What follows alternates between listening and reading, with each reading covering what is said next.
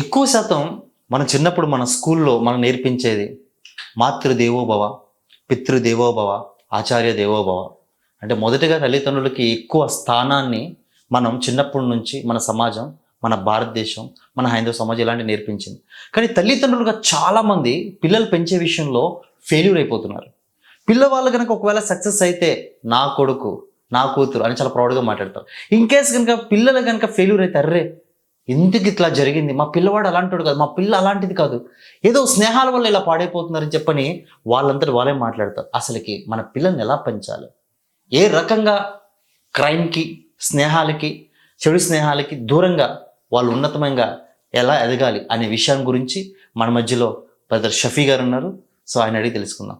Sir, failure అయితే parents responsibility కాదు, success అయితే మా పెంపకం, మా రెస్పాన్సిబిలిటీ అంటారు. సో ఇలాంటి ఎక్కువ చూస్తూ ఉంటాం. సో పేరెంట్స్ బాధ్యత పిల్లలు ఏమాత్రం పాడవకుండా వాళ్ళు ఎదగడానికి ఎలాంటి పాత్రను పోషించాలి? రవి గారు, ఇక్కడ ఫస్ట్ విషయం ఏంటంటే రెస్పాన్సిబిలిటీ తీసుకోవాలి. ఓకే, దేనికి రెస్పాన్సిబిలిటీ తీసుకోవాలి? పిల్లలు కనుక చెడిపోతే బాధ్యత మాదే. పిల్లలు సక్సెస్ అయినా కానీ క్రెడిట్ కూడా పేరెంట్సే.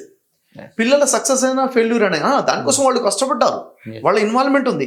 కానీ దాని ప్రోత్సాహము, దానికి సహకారము ఏదైతుందో పేరెంట్స్దే. ఈరోజు ఎవడన్నా మార్కే సమాజంలోకి వెళ్ళేసి చెడు పని చేశాడు అంటే ఒక టీనేజ్లో ఉన్నవాడైనా యంగేజ్లో ఉన్నవాడా కానీ ఖచ్చితంగా వాళ్ళ పేరెంట్స్ది కూడా తప్పు అని పేరెంట్స్ యాక్సెప్ట్ చేయాలి. ఓకే, లేదు సమాజం వల్ల చెడిపోతున్నాడు, ఫోన్ల వల్ల చెడిపోతున్నాడు, టెక్నాలజీ చెడిపోతున్నాడు, ఫ్రెండ్స్ వల్ల చెడిపోతున్నాడు అంటే యాక్సెప్ట్ చేయట్లేదు, రెస్పాన్సిబిలిటీ తీసుకోండి, నా వల్ల కాదు అంటున్నారు. అవును సార్. నిజానికి నిజానికి ఏంటంటే పేరెంట్స్ పాత్ర ఉంది. ఓకే, పేరెంట్స్ పాత్ర ఉంది దేంట్లో, సక్సెస్ లో ఫెయిల్యూర్ రెండింటిలో కూడా ఉంది. ఓకే, ఈరోజు పిల్లల్ని పెంపకుండా చాలా పెద్ద ఛాలెంజ్ అయిపోయింది. ఎలా పెంచాలి, ఏం చేయాలి, ఎలా కంట్రోల్ చేయాలి అర్థం కానండి పరిస్థితి ఉంది. కంట్రోల్ చేయాల్సిన అవసరం లేదు, కేర్ చేస్తే చాలు. ఓకే, కేర్ చేస్తే చాలు. కంట్రోల్ ఎవరిని కంట్రోల్ చేయలేరు, కేర్ చేయాలి. బేసిక్గా నేను చెప్పాలనుకున్న విషయాలు ఏంటంటే పేరెంట్స్ మినిమం ఎక్కడెక్కడ మిస్టేక్స్ చేస్తున్నారు, ఏం చేయాలి, ఏం చేస్తే పిల్లల భవిష్యత్తుని నిర్మించవచ్చు, ప్రతి పేరెంట్ కూడా తెలుసుకోవాలండి. మీరు వింటున్నటువంటి ప్రతి పేరెంట్ కూడా ఈ పాయింట్ని మీరు వింటమే కాకుండా మీ లైఫ్లో అనువదించుకోండి. అసలు ఇది మీరు ఎంతవరకు ప్రాక్టీస్ చేస్తున్నారు, మీ ఇన్వాల్వ్మెంట్ ఎంత ఉంది, మీ పిల్లల విషయంలో మీ పేరెంటింగ్ ఎలా ఉంది చూసుకోండి. మనం మాట్లాడేటప్పుడు రవి గారు ఇప్పుడు ఒక్కొక్క పాయింట్ ఒక్కొక్క హార్ట్ టచ్ అవుతుంది. వాళ్ళు కామెంట్లో తెలియజేస్తారు, అవును ఇది వాస్తవమే, ఇది తెలియదు, ఇది తెలిసింది, లేకపోతే ఇది వాస్తవం మీరు చెప్తున్నారు, మా ఎక్స్పీరియన్స్ అని కూడా కామెంట్ తెలియదు. ఎందుకంటే హార్ట్ టచింగ్ పాయింట్ ఇదంతా కూడా. పిల్లలకి కావాల్సింది, పేరెంట్స్ ఇవ్వాల్సింది ఏంటిది సార్? లవ్ అండ్ ఎఫెక్షన్ కావాలి.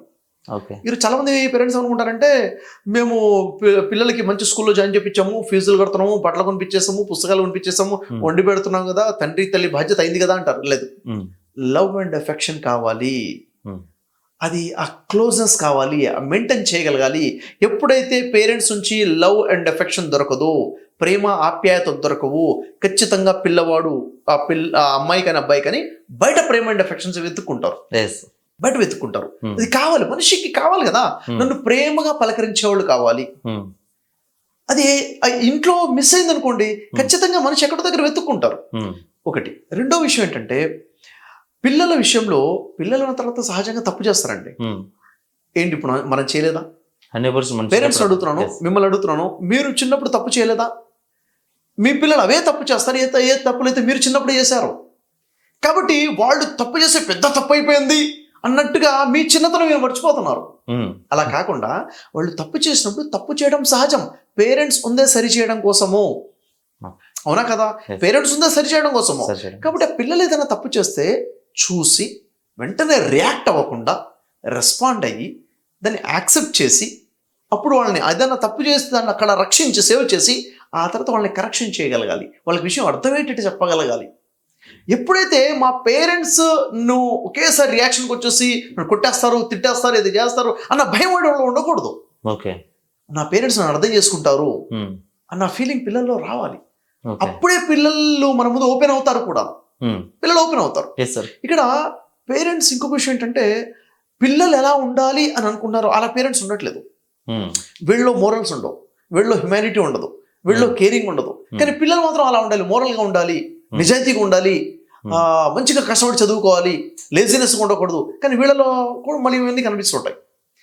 అంటే పేరెంట్స్ ఒక రోల్ మోడల్గా ఉండడం అనేది చాలా ఇంపార్టెంట్. Yes sir. తర్వాత పిల్లలు చెడిపోతారు కాబట్టి స్నేహం ఉండొద్దు, ఫ్రెండ్సే ఉండకూడదు అని కండిషన్ పెడతారు. ఫ్రెండ్స్ ఉండకుండా మనిషి ఎలా ఉంటాడండి? ఫ్రెండ్స్ ఉండకూడదు అన్న రూల్ తప్ప అసలు. ఫ్రెండ్స్ ఉండాలి, అయితే ఎవరితో ఫ్రెండ్షిప్ చేస్తున్నాడో నువ్వు చూసుకోవాలి. కనీసం నెలకు ఒకసారి అయినా కానీ ఫ్రెండ్స్తో పాటు ఇంటికి రండి పిలవాలి. ఫ్రెండ్స్ కూడా పిలిచి నువ్వు ఇంటరాక్ట్ చేయాలి. జనరల్గా అడిగే క్వశ్చన్స్ ద్వారానే నీకు అర్థమైపోతుంది పిల్లలు ఏ ట్రాక్లో ఉన్నారో మీకు అర్థమైపోతుంది జస్ట్ ఇంటరాక్షన్లోనే. అంటే ఏ రూల్ పెట్టకూడదు, ఏ కండిషన్స్ పెట్టకూడదు, ఎంత కేర్ చేయాలన్నా క్లారిటీ ఉండాలి.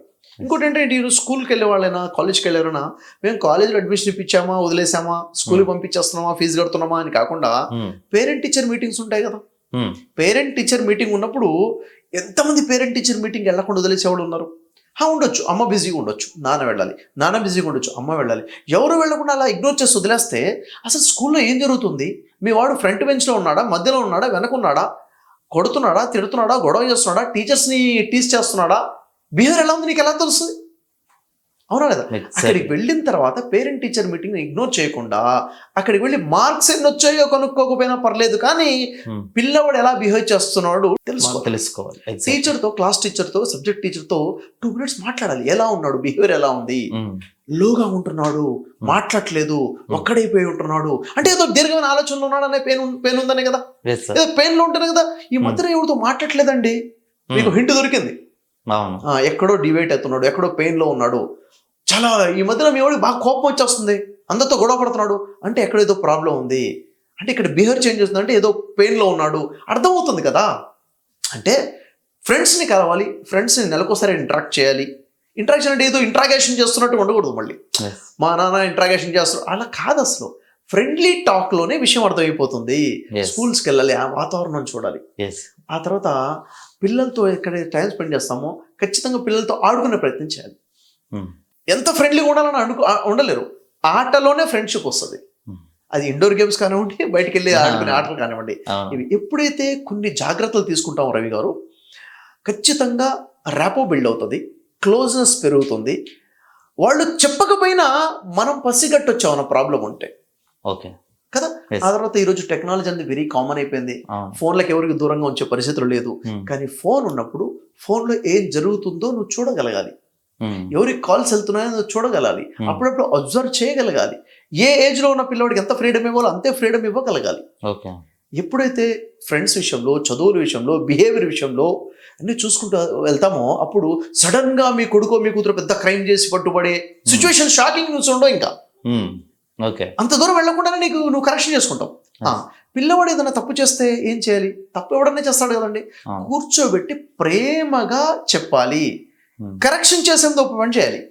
తప్పు చేశాడు అనుకోండి, తప్పు గురించే మాట్లాడకూడదు. అదే చేస్తుంటారు చాలా మంది పేరెంట్స్. చెప్తున్నాను, మీ అమ్మాయి కానీ మీ అబ్బాయి కానీ ఏదైనా విషయంలో తప్పు చేశారు, అబద్ధం ఆడారు అనుకోండి. అబద్ధం ఆడారు కాబట్టి కూర్చోబెట్టి ఎందుకు అబద్ధం ఆడావు అని అడగబాకండి. ఏదైనా తప్పు చేస్తే అలా ఎందుకు చేసావు అని అడగబాకండి. కూర్చోబెట్టి మాట్లాడేటప్పుడు మీరు అడగాలనుకున్న విషయం 15 నిమిషాల తర్వాత అడగండి. ఈ 15 నిమిషాల ముందు వాళ్ళు ఉన్న మంచి క్వాలిటీస్ గురించి ప్రస్తావన చేయండి. నువ్వు చాలా మంచి మనస్సు కలిగి ఉన్నావు, నువ్వు బాగా చదువుతావు, నువ్వు మంచి హార్డ్ వర్క్, నువ్వు కేరింగ్, అతను ఉన్న మంచి గుణాలు చెప్పండి. అమ్మాయికి చెప్పండి, అబ్బాయికి చెప్పండి. హ్యాపీ మూడ్లోకి తీసుకురండి. అప్పుడు మీరు ఏదన్నా కరెక్షన్ చేయాలనుకుంటే యాక్సెప్టెన్సీ ఉంటుంది. అవును కదా రవి గారు, యాక్సెప్టెన్స్ అంటే పిల్లవాడిని తిట్టడం, కొట్టడం ఉద్దేశమా, మార్చడం ఉద్దేశమా? మార్చడమే ఉద్దేశం అయితే ఖచ్చితంగా అప్రిషియేట్ చేయండి, గుర్తించండి. సార్ ఇప్పుడు మీరు నన్ను అన్నారు, నేను ఏదైనా మిస్టేక్ చేశాను, మీకు తెలిసింది, మీరు నా దగ్గరకు వచ్చేసి ఏంటండి అలా చేశారో తప్పు కదా అని చెప్తే నేనేం చేస్తాను? డిఫెన్స్ చేస్తాను, వాదిస్తాను. అలా కాకుండా మీరు వచ్చేసి షఫీ గారు మీరు ఇంత గొప్పగా ఉన్నారు, ఇంత మంచి పని చేస్తున్నారు, మంచి హార్ట్ కదా, అది కదా, ఇది కదా మొత్తం చెప్పిన తర్వాత చిన్న విషయం ఉందండి, కొంచెం ఇలా కాకుండా ఇలా ఉంటే బాగుంటుందంటే నేను ఆలోచిస్తాను కదా, మార్చుకుంటాను. పిల్లల విషయం కూడా అదే. పిల్లలు ఇంకా డెవలపింగ్ స్టేజ్ లో ఉన్నారు, గ్రోత్ స్టేజ్ లో ఉన్నారు. వాళ్ళని మీరు ఎలా అంటే అలా మలుచుకోవచ్చు. సో చేతులు ఎత్తి నేను రిక్వెస్ట్ చేస్తున్న ప్రతి పేరెంట్కి ఏంటంటే, మీ పిల్లలు కేవలం మీ పిల్లలే కాదు, సమాజంలో ఉన్నటువంటి పౌరుడు. వారు మంచిగా ఉంటే సమాజానికి లాభం. వారు కనుక చెడు మార్గంలోకి వెళ్తే వారికే కాదు, మీకే కాదు, పూర్తి సమాజానికి నష్టం ఉంది. దయచేసి పిల్లల పెంపకం బాధ్యతగా తీసుకోవాలి. చాలా ఇంపార్టెంట్ రవి గారు. ఎగ్జాక్ట్లీ. ఎస్, నేటి బాలలే రేపటి పౌరులు అన్నారు. ఈ బాలల పౌరులుగా మార్చాలంటే మీరు చెప్పిన దాని ప్రకారంగా తల్లిదండ్రుల యొక్క పాత్ర ఎంత ప్రాముఖ్యమైందో ఈరోజు చెప్పారు. బట్ ప్రతి కుటుంబంలో మీరు మాట్లాడుతుంటే ప్రతి కుటుంబంలో రెగ్యులర్గా జరిగే సమస్యలు ఇవే. సో పేరెంట్స్ మధ్య అండ్ తల్లిదండ్రులు. బట్ ఇక్కడ ఫైనల్ సొల్యూషన్ ఏంటండి సార్? చాలా మంది మీరు మాట్లాడిన తర్వాత సార్ మీరు చెప్పింది రైటే, కానీ మేము ఎలా ఆ రకంగా వాళ్ళతో ప్రేమగా మాట్లాడాలి, ఎలా చెప్పినా కూడా మా వాడికి అర్థం కావట్లేదు, ఎంత ప్రేమగా మాట్లాడినా అర్థం కావట్లేదు అంటున్నారు. దీనికి ఏదైనా సొల్యూషన్ కానీ వాళ్ళతో పేరెంట్స్తో మీరు డైరెక్ట్గా ఇంటరాక్ట్ అవ్వడం కానీ ఇలాంటిది ఏమైనా మాకు అవకాశం ఉందా? తప్పకుండా రవి గారు, ఇక్కడ 2 విషయాలు ఉన్నాయి. Yeah. ఒకటి, ఎవరైనా పిల్లలు బాగా మొండిగా మారిపోయారు, ఏదో అడిక్ట్ అయిపోయారు, మా మాట వినట్లేదు, చేయి దాటిపోతున్నాడు, అలాంటి సిచ్యువేషన్ ఏదైనా ఉంది అంటే లైక్ అలాంటి రాబోతుందన్న భయం ఉంటే ఖచ్చితంగా నేను రెడీగా ఉన్నాను. పర్సనల్ అపాయింట్మెంట్ తీసుకోవచ్చు. కింద కనిపిస్తున్న నెంబర్కి కాంటాక్ట్ చేసి పర్సనల్ అపాయింట్మెంట్ తీసుకొని మాట్లాడొచ్చు. నేను టైం ఇస్తాను. అది ఆన్లైన్ కానివ్వండి, ఆఫ్లైన్ కానివ్వండి. సూపర్. ఒకటి. రెండోది ఏంటంటే, అన్ని సమస్యలకు కూడా సంజీవని లాగా ఒకే పరిష్కారం ఏంటి అంటే మన ధర్మ గ్రంథాలు. ఓకే. ఒక మనిషిలో బిహేవియర్ చేంజ్ తీసుకురావాలంటే ఎలా అంటే ధర్మ గ్రంథాలు, మన భగవద్గీత, వేదాలు, ఉపనిషత్తులు, బైబిల్, ఖురాన్. వీటి వెలుగులో గుడ్ న్యూస్ ఏంటంటే రవి గారు, పిల్లల కోసము, స్పెషల్లీ స్టూడెంట్స్ కోసము, టీనేజర్స్ కోసము, యూత్ కోసము, గ్రాడ్యుయేట్స్ కోసము, 6th క్లాస్ దగ్గర నుంచి డిగ్రీ వాళ్ళ ఈ పిల్లలందరి కోసం ఒక వర్క్షాప్ డిజైన్ చేసాం, స్టూడెంట్స్ వర్క్షాప్. Super sir. ఎలా ఉంటుందంటే, ఫుల్ఫిల్ యువర్ డ్రీమ్స్, మీ కలలను నెరవేర్చుకోండి through law of attraction in the letter of holy scriptures. ధార్మిక గ్రంథాల వెలుగులో law of attraction classes design చేసాము. అసలు ఈ క్లాసెస్ ఎంత అద్భుతంగా ఉంటాయంటే, ఒకసారి పిల్లలు అటెండ్ అయ్యారంటే వాళ్ళు మార్పు చూసి పేరెంట్సే చాలా గొప్ప సంతోషంలో లోనవుతారు. పేరెంట్స్కి నేను చెప్తున్నాను, మీ పిల్లల్లో మంచి వాల్యూస్ యాడ్ చేయాలనుకుంటే, మీ పిల్లల ఆలోచన విధానంలో మంచి మార్పు తీసుకురావాలనుకుంటే, పెద్దల్ని గౌరవించే స్థితిలో మీ పిల్లల్ని చూడాలనుకుంటే, వాళ్ళ ఫ్యూచర్ నుంచి వాళ్ళే బాధ్యత తీసుకొని వాళ్ళంతటా వాళ్ళు నిర్మించుకుంటూ ముందుకెళ్లాలన్న ఆలోచన మీకుంటే, ఒకటే పరిష్కారం. మీ ఎంతో టైం ఎక్కడెక్కడో పెడుతున్నాం కదా, 5 రోజుల సమయం కేటాయించండి. స్టూడెంట్ వర్క్షాప్, యంగ్ పీపుల్ కోసం, టీనేజ్ పిల్లల కోసము డిజైన్ చేయండి. 5 days classes, daily 2 hours class ఉంటాయి. రాబోతుండే హాలిడేస్, దసరా హాలిడేస్ ఉన్నాయి. దీంట్లో 2 batches ఉన్నాయి. ఒక బ్యాచ్ మీకు వీలు కలవకపోతే వేరే బ్యాచ్లో 5 days ఏదో బ్యాచ్లో మీ పిల్లల్ని, ఎంతమంది పిల్లలు ఉంటే 2 3 ఎంతమంది ఉంటే వాళ్ళందరూ రిజిస్టర్ చేసుకోవాలి. ఇది సర్టిఫైడ్ కోర్స్ కూడా అనేది. సూపర్. పార్టిసిపేషన్ సర్టిఫికేట్ ఉంటుంది. చాలా చక్కటి క్లారిటీ వస్తుంది. లైఫ్లో ఉన్న బ్లాకేజెస్ క్లియర్ అయిపోతాయి. నెగిటివిటీ దూరం అయిపోతుంది, పాజిటివిటీ వచ్చేస్తుంది, ఓవర్ కాన్ఫిడెన్స్ ఉంటే తగ్గుతుంది, డిప్రెషన్లో ఉన్నవాడు బయటకు వస్తారు. Super sir. చాలా అద్భుతమైన క్లాసెస్ ఇవి పిల్లల కోసము. మరి పేరెంట్స్ బాధ్యత, మీ అందరి బాధ్యత ఏంటంటే, మీ పిల్లవాడిని అటెండ్ అయ్యే విధంగా చేయండి. అవసరంతో 1 రోజు 2 రోజులు పక్కన మీరు కూడా కూర్చోండి. ఓకే, ఇద్దరుంటే ఇద్దరికి 2 మొబైల్ ఫోన్స్ ఇచ్చి ఆన్లైన్లో జూమ్లోనే ఇది కాబట్టి అటెండ్ చేయించండి. ఖచ్చితంగా చాలా గొప్ప మార్పును మీరు చూస్తారు. Yes sir. And first of all మీకు heartly thank you so much sir. Summer హాలిడేస్లో చాలామంది కూడా పిల్లలు అటు క్రికెట్స్ కనో లేకపోతే ఎక్కడికనో హాలిడేస్ అనో రకరకాలకి వెళ్తారు. ఈ దసరా హాలిడేస్లో ప్రతి ఒక్కరు కూడా చాలా అంటే చాలా బాగా ఎంజాయ్ చేస్తారు. మీ క్లాసెస్ ద్వారా ఈరోజు ఒక గొప్ప మార్పును తీసుకురాబోతున్నాను. అండ్ స్పెషల్గా ఇప్పుడు ఏంటంటే సార్, చాలామంది పేరెంట్స్కి ఎట్లా మనం కాంటాక్ట్ అవ్వాలి, లేదంటే ఏంటి దీని సొల్యూషన్ అంటే కనుక, ఒకటే కిందున్న నెంబర్కి కాంటాక్ట్ అవ్వండి. తప్పకుండా మీ పిల్లల్లో ఖచ్చితంగా ఈ క్లాసెస్కి అటెండ్ అయ్యే విధంగా మార్పు మీతోటే స్టార్ట్ అవ్వాలి. కాబట్టి ప్రతి ఒక్కరు కూడా ఇందులో జాయిన్ అవ్వాల్సిందిగా కోరుకుంటున్నాం. Thank you.